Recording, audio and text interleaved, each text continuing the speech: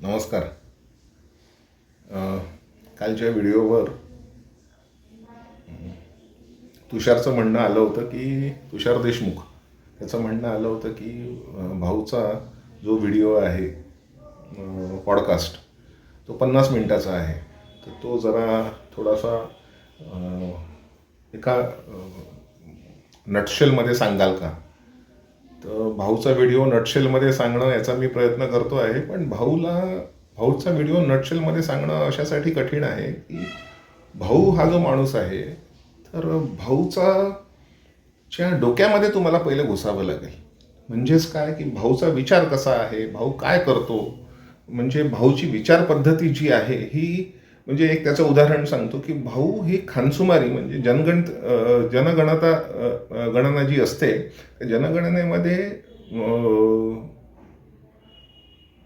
लोकांच्या डोक्यात घुसायचा प्रयत्न करतो. म्हणजे लोकांच्या डोक्यामध्ये काय चाललं आहे याच्यावरून भाऊ ओपिनियन पोल्स आणि बाकीच्याचा विचार करतो. फक्त ह्या डेटावर बघत नाही की इन्क्लिनेशन काय आहे किंवा कुठल्या याला किती मतं मिळणार आहेत. त्यामुळे मला असं वाटतं की तुम्ही सगळ्यांनी पहिले तर भाऊचे एक 5-25 व्हिडिओ बघा. म्हणजेच काय की भाऊची विचार पद्धती आणि भाऊचं सगळं तुम्हाला कळेल असं मला वाटतं. एनिवे, मी आजच्या म्हणजे कालच्या या ज्या अमित शहाने जय शहाची युद्ध पद्धती किंवा रणनीती कशी अवलंबली याच्यावरचा मी एक 4-5 मिनिटामध्ये याचा गोषवारा सांगायचा प्रयत्न करतो आहे. भाऊचं पहिलं म्हणणं आहे की 4 मै ममता गई, म्हणजे 4 मेला ममता जाणार. त्याच्यानं याचं कारण सांगतो भाऊ की वोटर्स आता निर्भय झाले आहेत. वोटर्स आता आत्तापासून वोटर्सनी आनंदोत्सव साजरा करायचा किंवा निर्भय बनायचा प्रयत्न केला आहे. तसंच पण जे पत्रकार, संपादक, डावे विचारसरणी, विश्लेषक हे अजूनही मीडियाच्याद्वारे मेनस्ट्रीम मीडियामध्ये भीती दाखवत आहेत की ममता असं करेल, ममता तसं करेल, पण असं काही नाही आहे. त्यामुळेच आणि आनंद बाजार पत्रिका म्हणते आहे की 150 जागांवर भाजपा येईल. आता पुढे भाऊ म्हणतो की अमित भाईंनी ज्या विकेट्स राखून ठेवल्या आहेत, जी शक्ती राखून ठेवली आहे, ती शेवटच्या स्लॉग ओव्हर्ससाठी शक्ती राखून ठेवली आहे. त्या स्लॉग ओव्हर्समध्ये रन्स जास्त करायचे आहेत, त्यामुळे विकेट्स हातात असाव्या. त्यामुळे ममता जरी भांडत होती आतापर्यंत, बरं ममता कोणाशी भांडली? उच्च न्यायालयाशी भांडली, निवडणूक आयोगाशी भांडली आणि सुप्रीम कोर्टाशी भांडली. आता ह्या सगळ्या भांडणामध्ये झालं असं की ममताची सगळी शक्ती गेली आहे प्रादेशिक पक्षामध्ये. तसंच शक्ती जी आहे ही मर्यादित असते. आता या मर्यादित शक्तीमध्ये तुम्ही 2-2.5 महिने अशा भांडणामध्ये घालवल्यानंतर तुमच्याकडे काय उरेल, शक्ती काय उरेल? एक. दुसरं, जी भारतीय जनता पक्ष जो आहे हा अखिल भारतीय पक्ष आहे, यांच्याकडे बरं याच्या पाठीमागे जवळपास 100-125 संस्था आहेत, राष्ट्रीय स्वयंसेवक संघ आहे, त्याच्यामुळे यांच्याकडे शक्ती आहे. आता याच्यामध्ये असं आहे की तमिळनाडूच्या निवडणुका आहेत, आसामच्या निवडणुका आहेत. आसामच्या निवडणुका झाल्यानंतर मला वाटतं 23 तारखेला आसामच्या निवडणुका पण आहेत. 23 तारखेच्या आसामच्या निवडणुका का पूर्वीच आहे. त्या निवडणुका झाल्यानंतर हेमंत बिस्वा शर्मा हा बंगालमध्ये येतो आहे. म्हणजेच काय, हेमंत बिस्वा शर्मा आणि त्याची अख्खा क्रू, टीम मेंबर्स.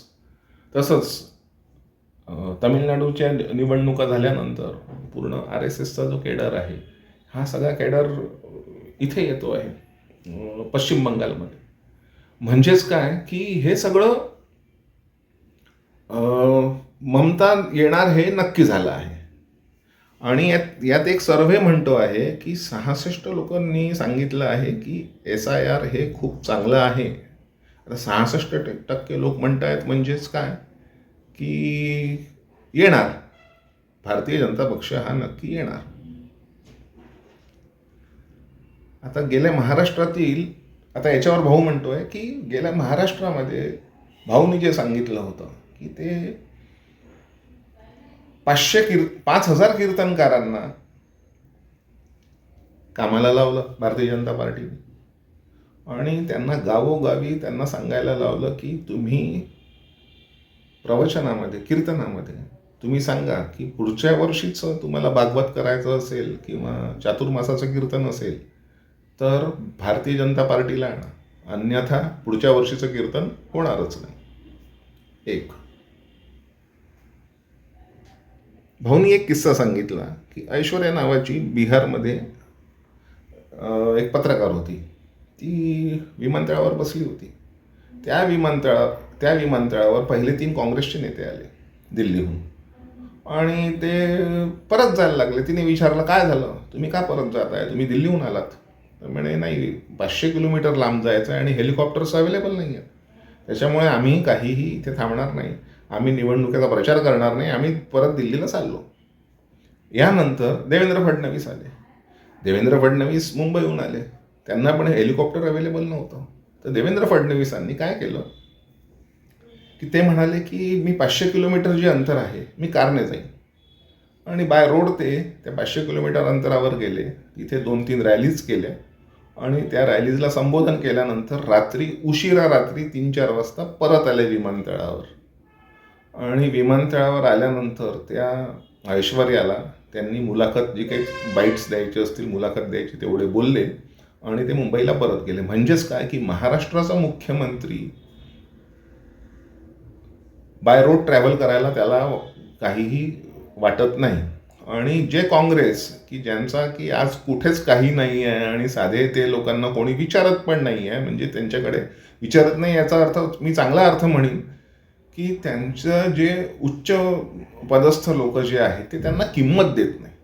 हो, पक्षातले सगळे कार्यकर्ते चांगले असतात, सगळे नेते चांगले असतात, पण वरच्या लोकांनी जोपर्यंत वरिष्ठांनी किंमत देणार नाही तोपर्यंत कनिष्ठांची किंमत वाढेल कशी? ठीक आहे, असो. आता हे जे पत्रकार आहेत, डावे पत्रकार, हे डावे पत्रकार काय म्हणतायत किंवा सगळ्या मीडिया हाऊसेस जे आहेत हे काय करतायत, हे खुश करायचा प्रयत्न करतात. म्हणजे खुश करायचा प्रयत्न म्हणजेच काय की हे ममताला खुश करायचा प्रयत्न करतायत. आता तसंच या लोकांनी म्हणजे होतं काय की हे लोक खुश करायचा प्रयत्न करतायत आणि ते होत नाही, हे आजपर्यंत घडत आलं. आता सांगतो सोपं की धुरंधरला भाऊनी सांगितलं की धुरंधरला या लोकांनी खूप शिव्या घातल्या की धुरंधर सिनेमा असा आहे, प्रोपोगंडा आहे, हे आहे, ते आहे, वगैरे वगैरे, पैसे खर्च करून निवडणुकीच्या पूर्वी आला आहे. आता या लोकांनी त्याला शिव्या घातल्या, पण झालं काय की धुरंधर हा सिनेमा अभूतपूर्व हिट झालेला सिनेमा आहे. असो, बंगालचा हिंदू, भाऊ पुढे म्हणतो, बंगालचा हिंदूंनी खूप लाथा खाल्लेल्या आहेत, खूप वर्ष त्यांना दाबून ठेवण्यात आलं होतं, त्यामुळे तो घायाळ आहे, पण घायल आहे पण घातक आहे.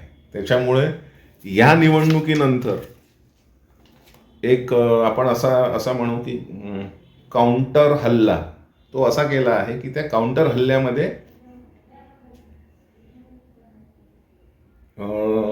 हिंदूच तिथल्या बांगलादेशींना किंवा ते जे दुसऱ्या देशातले जे लोक आलेले आहेत पश्चिम बंगालमध्ये, त्यांना मारून पळवून लावेल आणि हिंसा त्या पद्धतीने होईल. आणि दुसरं, TMC जे आहे म्हणजे ममता दीदीचा पक्ष, ममता दीदीच्या पक्षाच्या कार्यकर्त्यांनी ज्यांनी कोणी खूप पूर्वी त्रास दिलेला आहे त्यांना पण चांगला चोप बसणार आहे असं भाऊचं म्हणणं आहे. आता या सगळ्यामध्ये भाऊनी एक संकेत दिला आहे की भाऊचं म्हणणं खरं कसं आहे हे समजा तुम्हाला तपासून बघायचं असेल तर तुम्ही 23 तारखेला म्हणजे पहिल्या चरणामध्ये, वोटिंगच्या पहिल्या चरणामध्ये 144 सीट्सचं वोटिंग आहे.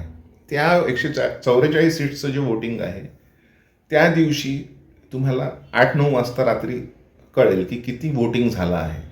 तर भाऊचं असं म्हणणं आहे की 70% समजा वोटिंग झालं तर समजून जायचं की 270% टोटल 70% समजा वोटिंग झालं तर 200च्या पुढे सीट्स भारतीय जनता पार्टीच्या राहतील. आणि 80-82% वोटिंग झालं तर 50-50 होण्याची शक्यता आहे. म्हणजे 50% भाजपा आणि 50% ममता दीदी. आता हे जे 12%चा हा जो फरक आहे, तर हा 12% हा जो फरक आहे हा जे बोगस वोटर्स होते किंवा जे परदेशी लोकांचे काही नावं टाकण्यात आले होते किंवा अजून काही असं होतं, त्या 10-12% SIR-मुळे त्या लोकांचे वोट्स कटलेले आहेत. एक आता याच्यामध्ये भाऊ पुढे म्हणतो की हे लोक का करता आहेत, तर म्हणे ममता दीदी ही सतत शिव्या मारते की मोदी असा आहे, बडाभाई असा आहे, त्याच्यानंतर यांनी इलेक्शन कमिशनला असं असं केलं, त्याच्यानंतर यांच्याकडे हे भांडणं करता आहेत, तेढ निर्माण करता आहेत वगैरे वगैरे. आता याच्यामध्ये भाऊचं असं म्हणणं आहे की ह्या सगळ्या शिव्या, बरं ती डेव्हलपमेंट काही बोलत नाही आहे, ती एम्प्लॉयमेंट बोलत नाही आहे, तिला राज्याचं मॉडेल असं तिच्या डोळ्यासमोर काही नाही आहे. तर भाऊ असं म्हणतोय की एकीकडे अमित शहा आणि नरेंद्र मोदी उभे आहेत बिस्लेरीची, स्वच्छ बिस्लेरीची पाण्याची बाटली घेऊन आणि म्हणतायत की तुम्हाला पाणी हवं असेल तर हे घ्या पाणी आणि प्या. आणि ममता दीदी म्हणताय की नाही, ते पाणी जे आहे ते दिसायला जरी स्वच्छ असलं तरी आतून घाण आहे, हे आहे ते आहे. तर भाऊचं असं म्हणणं आहे की अरे बाबा, तो पाण्याची बाटली घेऊन उभा आहे, तू त्याला कितीही शिव्या घातल्यास की या पाण्यात असं आहे तसं आहे तसं आहे, लोकांना तहान लागलेली आहे, तू स्वच्छ पाणी दे, नाही तर तू मागे हो. असं पुढे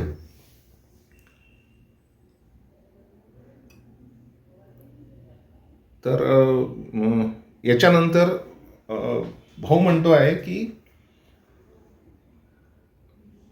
बंगालपासूनच सगळ्या चांगल्या गोष्टींची सुरुवात झालेली आहे. यावेळेस भाऊ असं म्हणतो आहे की असं होऊ शकतं की पूर्वीचा जो अखंड हिंदुस्थान होता, त्या हिंदुस्थानामध्ये म्हणजे तसं अफगाणिस्तानापासून म्यानमार, मलेशियापर्यंत थेट, तर त्या हिंदुस्थान जो आहे आणि ते जिथे सर्वदूर सनातन धर्म पसरलेला होता, तर असं होऊ शकतं की बंगालमध्ये जे काही लोक आहेत म्हणजे मुस्लिम लोक, ते लोक परत घर वापसी येतील, म्हणजे हिंदू धर्मात प्रवेशतील. तसंच तिथून जी सुरुवात होईल ती असं होऊ शकतं की ती लांबपर्यंत जाईल, म्हणजे म्यानमार मलेशियापर्यंत पण जाऊ शकते, असं भाऊचं म्हणणं आहे. आणि भाऊचं असं म्हणणं आहे की हे काही रिव्हॉल्युशन नाही आहे, हे इव्हॉल्युशन आहे. म्हणजे ही प्रक्रिया हळू असेल, काही असं एका दिवसात, एका रात्री 2 तासात होणार नाही. पुढे भाऊ असं म्हणतो की ज्या आपल्या 3 मुख्य मुद्दे होते भारतीय जनता पार्टीला गेल्या 15 वर्षांपासून, ते मुख्य होते की ते एक UCC होतं, सिव्हिल कोड, दुसरं होतं 370, तिसरं होतं राम मंदिर. 370 पूर्ण झालं, राम मंदिर झालं, UCCचं पण चाललंच आहे. तर याच्यामध्ये आता असं आहे की हा सगळा जो मुद्दा आहे की ह्या सगळ्या लोकांना समजा परत आणलं, म्हणजे किंवा हे लोक येत गेले, तर होऊ शकतं की UCC पण पूर्ण होईल. आणि शेवटी मोहनजींचं कोट केलं भाऊंनी. मोहनजी म्हणतात, म्हणजे सरसंघचालक, ते म्हणतात की तुम्ही इतर धर्मीयांशी तुम्ही मित्रता केली पाहिजे, पण मित्रता करताना एक लक्षात ठेवा की एका हातात दांडू राहू द्या, असं ते म्हणतायत. असो, हा व्हिडिओ तुम्हाला तुषार तुला नक्कीच आवडला असेल. खूप मोठा झाला. चल बाय.